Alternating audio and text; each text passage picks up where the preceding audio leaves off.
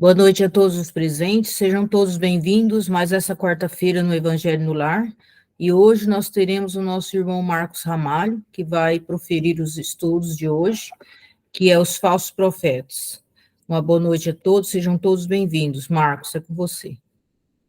Muito boa noite, elevamos nosso pensamento a Deus, ao Mestre Jesus, nossa Mãe Maria Santíssima e toda a família espiritual que nos acompanha a todos. Pedimos que se estendam as bênçãos do amor e da fraternidade sobre aqueles nossos irmãos que ainda tateiam nas trevas da ignorância e que buscam no imediatismo a solução de seus conflitos.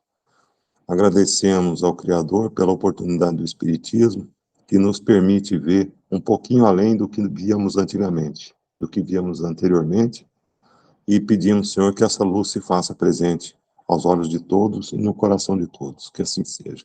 Graças a Deus. A palestra de hoje, que a gente se propôs a trazer à tona, é com relação aos falsos profetas, né? O quanto a gente se ilude perante as situações do mundo, né? Mas o ser humano ele é sempre inclinado a crer em algo, né? Isso é inato, é latente em todos nós, né? Acreditar em algo superior, em algo que nos rege, em uma situação de otimismo sempre, né? Ocorre que muitas vezes, ao longo da nossa trajetória na Terra, a nossa trajetória humana ainda, nós somos confrontados com situações que nos impelem a acreditar, né, que esse ou aquele caminho são os caminhos verdadeiros, né? Então, como nós estamos ainda muito ligados à materialidade, às necessidades da sobrevivência, aos caprichos do ego, aos reflexos da competição, né? Nós somos levados muitas vezes a crer que essas situações, né, a satisfação dessas condições, elas são as suficientes para que a gente tenha pleno êxito na nossa vida. Então, muitas vezes, diante de um simples problema físico, um problema financeiro, uma questão afetiva ou familiar, a gente se desilude, né, acreditando que as coisas não têm solução. Mas não é bem assim, né? A nossa vida, né, quando a gente coloca o ser humano como não, como um ser em construção, nós temos que compreender que esse ser ele tem sua infância espiritual também, né, e busca sua maturidade, onde vão se consolidar seus valores morais, seus valores éticos, né, seus valores de sentimento, inclusive. Só que ao longo da trajetória, esse imediatismo nos leva a crer que essa satisfação imediata também, né, das questões materiais, elas são as suficientes, como a gente falou. Então, nós corremos, às vezes, atrás de falsos profetas, de falsos ídolos, né, e nos prometem o, o bem-estar material, a facilidade na nossa vida cotidiana, em detrimento do sofrimento. E muitas vezes aí a gente se depara com uma questão que é insolúvel, né? Porque se o ser humano foi feito para a felicidade, né, e nos prometem muitas vezes os falsos profetas, os falsos ídolos, nos prometem essa felicidade imediata, por que todos nós sofremos, né? Então, à medida que o ser humano também evolui, né, ele começa a abandonar essas crenças, né, da satisfação imediata, né, porque faz parte também da construção do ser, né? Se aquilo aquilo que não lhe traz as respostas, né, não lhe traz não lhe complementa as necessidades, ele não pode ser considerado como verdadeiro, né? E nós temos, assim, muitas vezes, no dia a dia, né, até religiões mesmo que prometem a facilidade, prometem um objetivo imediato, mas o ser humano ainda que se coloca nessa condição de, de credor, né, da providência divina, na realidade, ele ainda está buscando esses falsos profetas, né? Então, é a maturidade, né, para você deslocar esse foco do falso profeta, né, que é a questão imediata, a solução imediata dos problemas, para uma visão mais ampla, ela vai requerer a maturidade espiritual também. Porque se você começa a vislumbrar a sua existência terrena, nós, né, nós todos, quando nós começamos a vislumbrar nossa existência terrena como uma jornada de construção, né, e nós podemos verificar que nessa jornada há tropeços, há dores, há sempre as vicissitudes, né, que nos rodeiam e nos rodeiam a todos, e todos aparentemente sofrem pelas mesmas causas, pelas mesmas coisas, nós começamos a compreender que a felicidade é sempre futura, né? Nós, evidentemente que temos momentos de felicidade na Terra, mas a felicidade aqui não é a felicidade plena, né? Como desfrutam os espíritos já evoluídos. A nossa felicidade é um pouco efêmera e sempre intercalada com algumas dores, né? Mas essa aquisição desse conhecimento, desses valores, ela não pode ser feita de fora para dentro, né? Não adianta a gente chegar a alguém e dizer, olha, a sua vida está assim porque nós temos débitos anteriores para resgatar, nós temos que exercitar dentro do nosso dia a dia as nossas potencialidades, as nossas possibilidades, né, de crescimento, etc. Muitas vezes não é possível, né, que a pessoa ela ainda não enxerga além daquilo do dia de amanhã, né, não enxerga além do dia de amanhã. Então, uma questão que ainda prende o ser humano, né, a esses falsos dogmas, né, falsos profetas, é a própria materialidade nossa, né? Nós estamos intimamente ligados com a questão material. Mas é um fato, assim, que o ser humano ele tem a necessidade, né, de enfrentar, vamos dizer assim, enfrentar o mundo material, enfrentar no seu dia a dia a luta pela sobrevivência, embora tenha que buscar também a questão espiritual. Só que para alguns, a, a sensibilidade espiritual ainda está um pouco distante, né? E a gente percebe que o que fala mais alto, o que se apresenta com mais evidência para as pessoas, muitas vezes, é essa questão material. Então, elas colocam um pouco de lado, né, a sobrevivência espiritual, e só quando uma dor um pouco mais contundente, um pouco mais forte, e vai requerer uma solução baseada na sua espiritualidade, na sua transcendência, né? Quer dizer, abandonar os conceitos materiais para entrar numa esfera um pouco diferente, uma esfera espiritual, só aí o ser humano começa a desabrochar para o seu outro lado, né?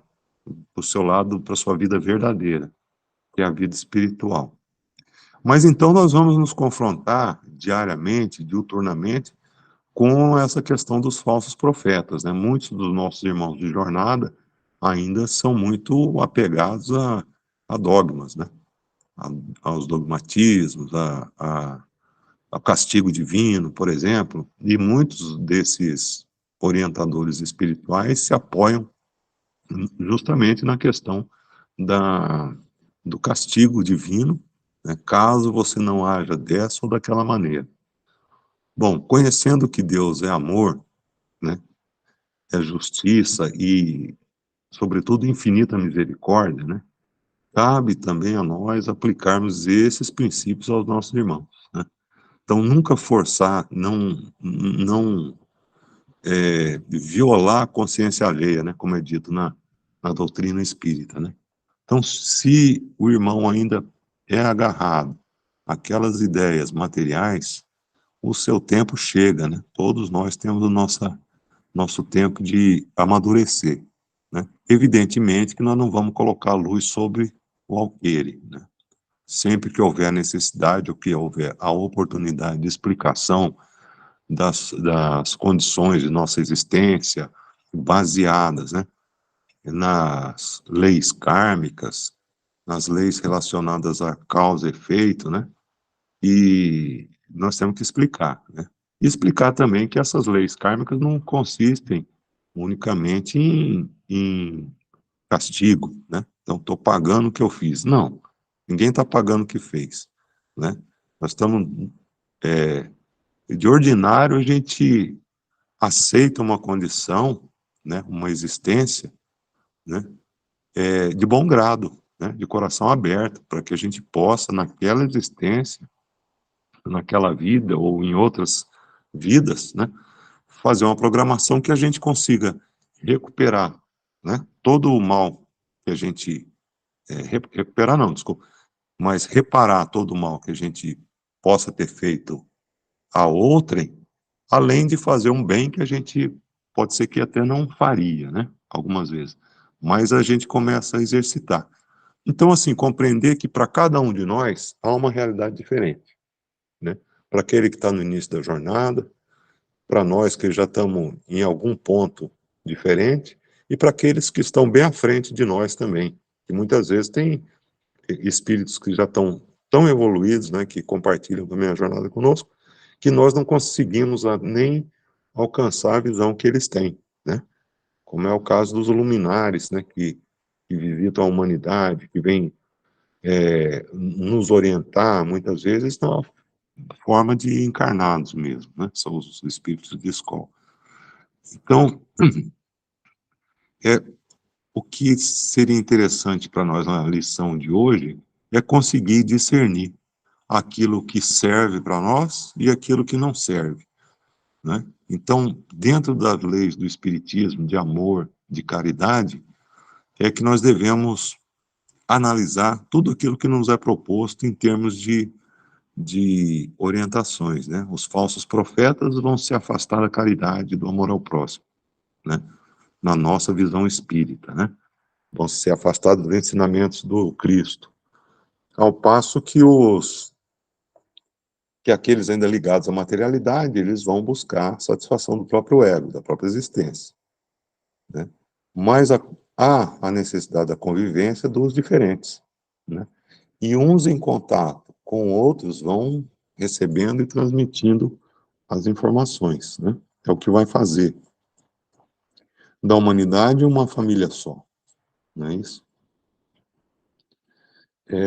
Eu acredito que essa questão evolutiva, né, ela já está bem patente hoje, né, em função até de a gente poder ver, né, nos grupos, nos comportamentos pessoais, né, quer dizer, foi retirado o véu, né, de todo o comportamento humano, etc. E tal. Então a gente começa a ver as pessoas mais inclinadas ao bem, aquelas mais inclinadas a, ao egoísmo, né? Então, assim, e cada um contribuindo à sua maneira para o desenvolvimento do planeta, né? Uns aceitando de bom grado as suas dores, né, como medida salutar para o exercício da sua angelitude, né, e outros ainda servindo de algozes, né, de carrascos para uns, né. Quer dizer, todos nós vamos construindo ao longo da nossa existência aquilo que nós vamos colher no futuro, né. A, a lavoura é facultativa, né, mas a colheita ela é obrigatória. Cada um vai colher de acordo com o que planta, né? Mas não é um castigo, né? O ser humano, quando ele desperta para isso, ele pede a reparação, né? E aí ele pode ser beneficiado com uma reencarnação que ele consegue reparar os erros do passado e construir uma nova jornada.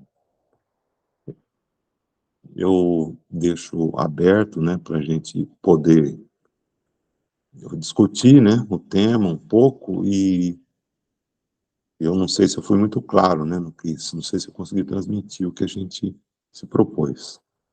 Mas deixo aberta a palavra, se alguém quiser se manifestar, ou complementar, né?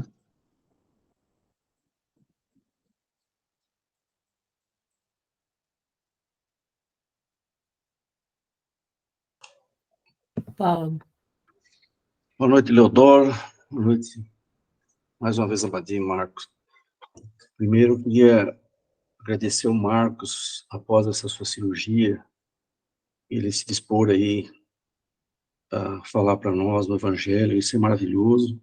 Tenho certeza que as tuas palavras vão repercutir profundamente aí no teu equilíbrio emocional, na tua recuperação, Marcos. E quando a gente fala, a primeira pessoa que ouve somos nós mesmos, né? A nossa boca é que está mais perto do nosso ouvido, como eu costumo falar, e da nossa alma. Eu só desejo aí que vá tudo de bom com você. Eu estava lendo esse capítulo aí, esses dias, né? Achei muito interessante. Fui ver a questão da profecia, e profecia, apesar que a gente liga com prever o futuro, na sua origem mesmo não é bem isso. O próprio Allan Kardec, lá no livro dos médiuns, ele classifica a mediunidade como mediunidade, tem mais de 30 tipos de mediunidade lá. Ele detecta, ele sugere o nome mediunidade profética, né? Mas, na verdade, quando profecia mesmo, profeta, é aquele que interpreta o desejo dos deuses. Os deuses seriam os espíritos, e o profeta é aquele que interpreta, não necessariamente são eventos futuros, mas ele interpreta no sentido de transmitir, de ser um intermediário do desejo dos deuses, ou seja, é a própria mediunidade, né? Então, tudo que você falou, maravilhoso, e a gente tem que ver que todo esse conhecimento que você passou para nós, ele tem que existir essa conexão com a espiritualidade sempre, é muito importante isso, né? Mas é isso, Marcos, muito obrigado, viu? Eu que agradeço, Paulo, e realmente é isso mesmo. A profecia, né, não quer dizer necessariamente prever o futuro, né, mas transmitir a mensagem, é verdade, é isso mesmo, esqueci de falar essa parte. Obrigado.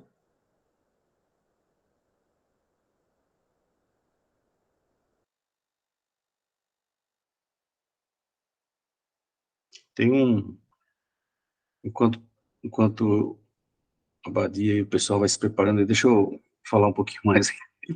O, naquele livro Paulo Estevam, tem um capítulo lá, uma passagem, que é quando Paulo vai com Silas visitar Filipos, uma cidade que ele queria fazer a pregação, né?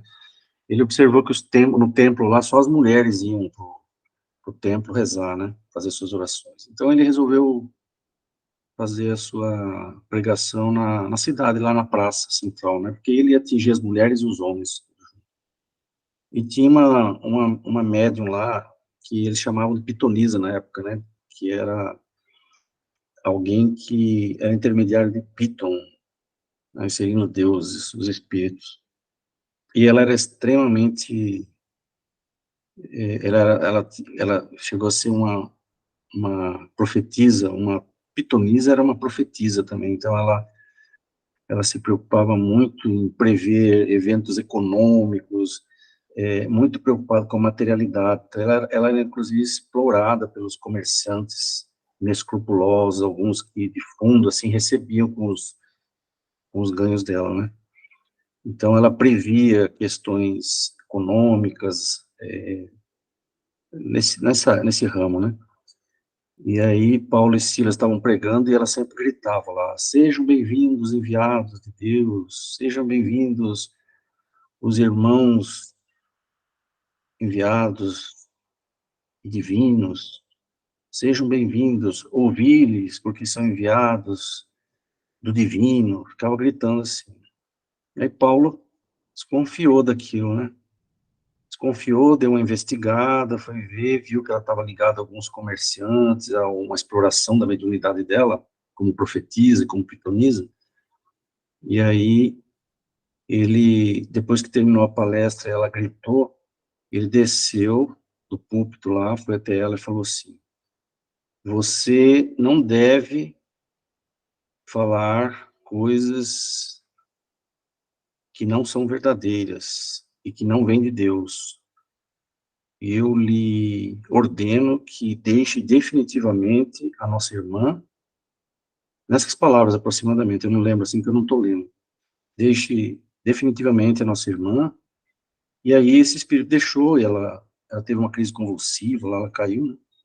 E assim terminou esse evento. Aí Silas se aproximou e falou assim, Silas ficou admirado, né? Nossa, mas que coisa, porque ele estava envaidecido, ele estava crescendo nele aquelas previsões, né? Ele estava achando muito bom aquilo, né?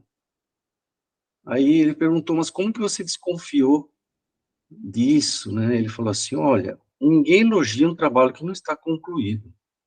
Ninguém elogia um trabalho que não está concluído. Se isso fosse realmente uma versão da espiritualidade, do bem, eles iam nos concitar, nos esclarecer, nos convidar a continuar lutando com as nossas dificuldades. Paulo sempre falava que ele tinha uns espinhos da inferioridade, né?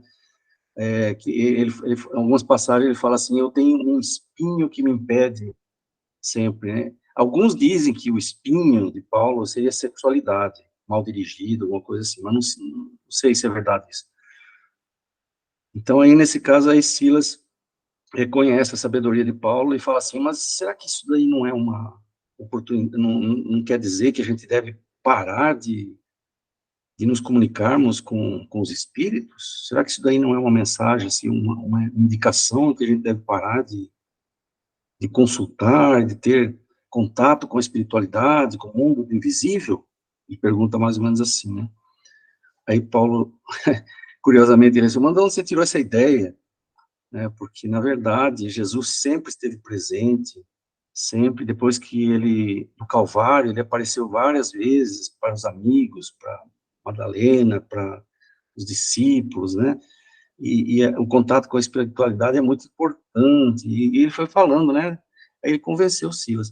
Então, é uma passagem, assim, que eu lembrei dessa passagem dos profetas, eles eram muito explorados, os profetas não eram só aqueles grandes profetas, Isaías, que a gente conheceu, mas a mediunidade era muito, assim, muito presente na antiguidade, né, e muitos eram explorados mesmo, e era a própria mediunidade, eles chamavam eles de profetas, ou pitonisas, etc.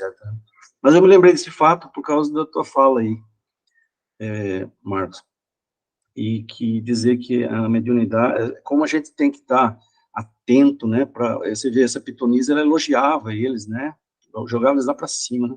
O próprio Allan Kardec, lá naquele livro, o Livro dos Médiuns, é muito interessante, ele tem algumas passagens lá no final, eu acho que estou me estendendo muito aqui, mas ele tem lá no final do Livro dos Médiuns, ele tem chamada Cartas Apócrifas, e tem duas cartas lá que me chamaram muita atenção, foram assinadas por Jesus. Tem uma carta que foi uma médium competente, uma médium, assim, que trabalhava com Kardec, recebeu uma mensagem assinada por Jesus. Depois, numa outra oportunidade, outra mensagem de Jesus. Engraçado que eu li aquela carta e falei, não, isso aqui só pode ser Jesus, muito bonita. Aí Kardec, embaixo, analisa a carta. Aí você fala, putz, realmente Kardec era incrível, né? Ele pegava... Dizem que o demônio está nas entrelinhas. Ele pegava as entrelinhas para mostrar que aquela carta era apócrifa, que não era de Jesus, não poderia ser a humildade de Jesus e tudo mais. Estou falando isso só assim para enriquecer essa questão de como que a profecia, ou a mediunidade profética, a mediunidade em geral, nós temos que, na verdade, ter uma grande humildade de reconhecer que essas mensagens tem que analisar muito bem, né? Kardec falava que é preferível passar 1000 verdades, né, do que uma mentira. E realmente, eu concordo, sinceramente, eu concordo com isso, porque o rigor kardeciano é muito importante, eu tenho isso no meu coração, mas é o seguinte, eu não fico desconfiado no sentido fútil das coisas, no sentido fútil, com curiosidade fútil, com uma desconfiança que causa um desequilíbrio energético do local onde eu estou. Eu fico com uma curiosidade kardeciana, científica, interessante, assim. Eu acho que isso que nós temos que treinar, assim, desenvolver, sabe? Na minha opinião. É isso, Marcos. Obrigado, viu? Paulo, é verdade, é verdade. Em relação a essa questão da mediunidade, né? Tem uma passagem, se eu não me engano, é livro de Samuel, né? Em que havia, naquela época de Saul, pode ser que eu esteja completamente enganado sobre o livro, mas Saul tinha proibido o, a profecia, né? Que no caso seria a manifestação dos médiuns, né? Também. E certa feita, alguém disse para Saul: olha, tem 2 dos nossos irmãos lá que estão profetizando na praça, né? Fulano e fulano. Eu não me lembro, peço perdão, não lembro, vou até pesquisar sobre essa. E aí Saul É diz o isso mesmo. seguinte. Mas é isso mesmo, Desculpa? Marcos. É interessante. É, essa passagem mesmo, eu me lembrei dela. É isso mesmo.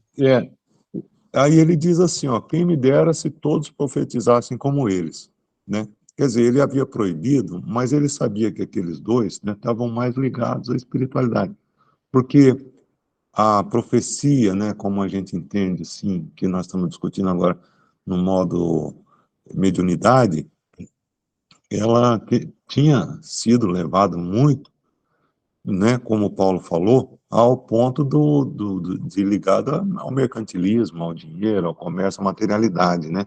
Então, a utilidade espiritual de crescimento do ser humano tinha sido deixada de lado, né? E como a gente se comunica com aqueles que deixaram esse mundo também, né?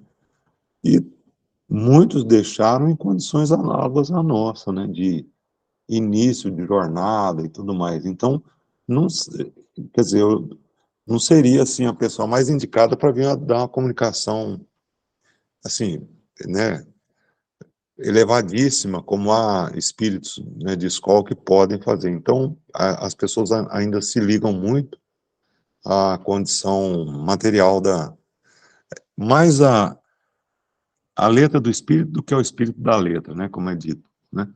E então por isso que Saul parece na época, se eu não me engano, eu vou até pesquisar depois, que havia proibido, né, essas comunicações. E é como o Paulo falou, a gente tem que ter o discernimento, né, para saber o que está vindo dentro da mensagem, né, como o próprio Kardec coloca nessa comunicação apócrifa, né.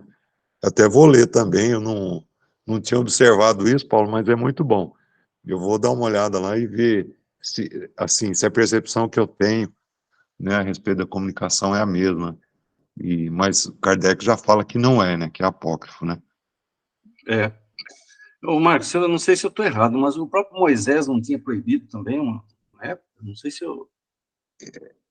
Então pode ser Moisés, eu estou confundindo com Saul, então. Mas eu Eu acho não que era. sei, não tenho certeza se é Moisés também. Mas assim, havia muita exploração no É, lado exatamente. material, né? E essa proibição, Marcos, foi bom você ter levantado isso.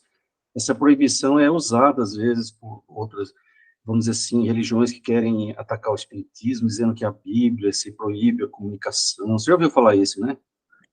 Já. Até tem um fato interessante, né, que ao mesmo tempo que o Antigo Testamento ele contesta a comunicação dos que já foram, né, Jesus no monte recebe Abraão e Exatamente, né, exatamente. E Moisés e Elias, né? Moisés e Elias, isso, exatamente, eles se colocam no Como monte, é que chama aquilo? Na transfiguração, no fenômeno da transfiguração, né? transfiguração. Então ele É, recebe a presença de 2 já desencarnados, né? exatamente. Então, ele vem Bacana. trazer a comunicação espiritual, né? Quer dizer, é porque o Antigo Testamento, ele, como disse o Chico Xavier uma vez, né? É, o Antigo Testamento é como se fosse o clamor do povo a Deus, né? É um pedido, Uhum, né? E o Novo Testamento é como se fosse resposta de Deus à humanidade, né? exatamente. Então, é interessante, né? A gente colocou muito dogma, foi construindo muita coisa, e vem o Cristo e tira aquele véu todo e diz, olha, as coisas são mais simples, né? Deus não é o Senhor, é o Pai, né? Que nos ama a todos, não é vingativo, né? E eu acho que é isso que é o crescimento da humanidade também, né? A gente estava naquela infância em que você não podia lidar com certas coisas, né? Quer dizer, até podia, mas não entendia exatamente. Depois do advento do Cristo, né? A gente começa a compreender a nossa própria espiritualidade, né? Demorou, né? Bastante até. Mas eu acho que é isso mesmo, a gente começa a abrir os olhos para uma vida que a gente não fazia ideia que existia, né?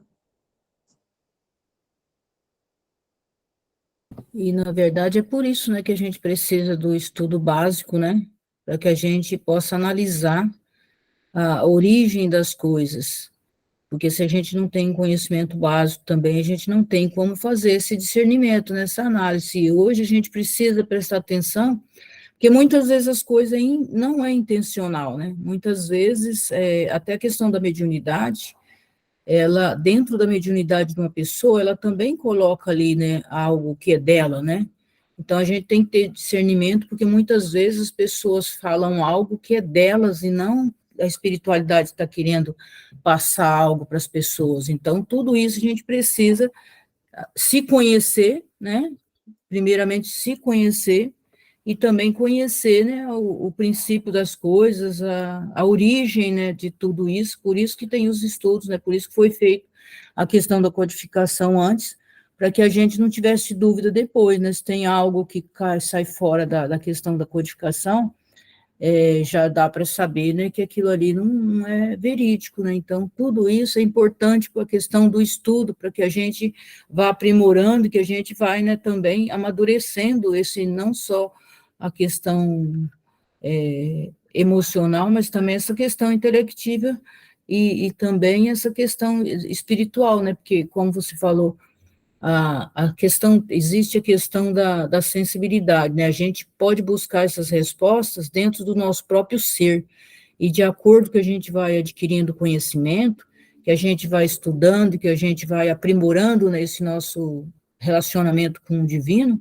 a gente vai recebendo as próprias respostas dentro de nós mesmos, né? Não precisa ficar procurando alguém para ficar dizendo, por exemplo, as coisas, o que é certo, o que é errado, o que vai acontecer ou deixa acontecer, porque, na verdade, o que vai acontecer depende da minha atitude hoje, né? Então, a gente vai aumentando, né, esclarecendo um pouco mais internamente, e a gente mesmo vai tendo, né, esse contato das respostas divinas dentro do nosso próprio ser, que é o nosso eu sou, né, que é o eu superior nosso, que é conectado com o divino. Exatamente, né? Eu acredito até assim que a gente busca as respostas, né, dentro de nós mesmos e no caldo, né, naquela sopa humana, né, que nós todos formamos dentro da família terrena, nós vamos trocando essas experiências, né? Porque eu posso ter uma visão, né, da verdade, assim, mas pode ser incompleta, né, a minha visão, e eu vou buscar, por exemplo, na Abadia, no Paulo, Eleodoro, né, e assim, o complemento, né, ou o contraponto também, né, porque muitas vezes eu posso ter uma visão pequena, e a minha condição vibratória também pode me levar a, a entrar em contato com outros irmãos que pensam como eu, né, desencarnados ou encarnados, e, e levar que a eu consolidar um ponto de vista que muitas vezes está equivocado, né? Então, por isso que é necessário até a gente ter um choque de realidade na exposição das nossas verdades, né, vamos dizer assim. E baseado no Evangelho, muitas vezes a gente começa a reconhecer que a nossa visão pessoal, muitas vezes, pode estar até no caminho certo, mas podia estar mais certo ainda um pouco, né? Assim, por isso a necessidade da gente trocar a experiência, né? Como a Badia falou, a necessidade do estudo, né? A gente colocar em pauta esses conhecimentos para que a gente consiga discutir e ter uma melhor a compreensão, né, desses fatos, né? Isso aí. Umas 2 ou 3 passagens que eu vi na minha vida de pessoas importantes que desencarnaram, por exemplo, no fato do Bezerra de Menezes, quando ele desencarnou, ele ficou alguns minutos num sono, né, natural do desprendimento. Depois ele foi recebido pela espiritualidade, né, onde foi apresentado aquela população que amava ele, tudo. Aí depois vem um espírito elevado, mensageira de Maria. E o que ela traz na mão? O Evangelho. Então, a gente tem que copiar esses espíritos elevados, assim, no bom sentido, né? Andar sempre com o Evangelho na mão e no coração. Agora, me fugiu o que eu ia falar aqui. Mas é isso. Você ia falar, são 2 passagens, né? Outra eu não estou me lembrando, mas as situações, a outra passagem não me lembro, mas é bem assim mesmo. A pessoa desce, está no livro do Humberto de Campos, quando um espírito é recebido no plano espiritual elevado, também vem outra entidade e vem com o Evangelho na mão. Quer dizer, é um símbolo tão sagrado, né? A gente tem que andar assim. Evangelho na mão, que eu digo, não é na mão carregando o Evangelho, mas assim, apesar que a gente também tem feito isso, você anda com o Evangelho que a gente precisa aprender, né, ler, mas é trazer no coração e na mão, né?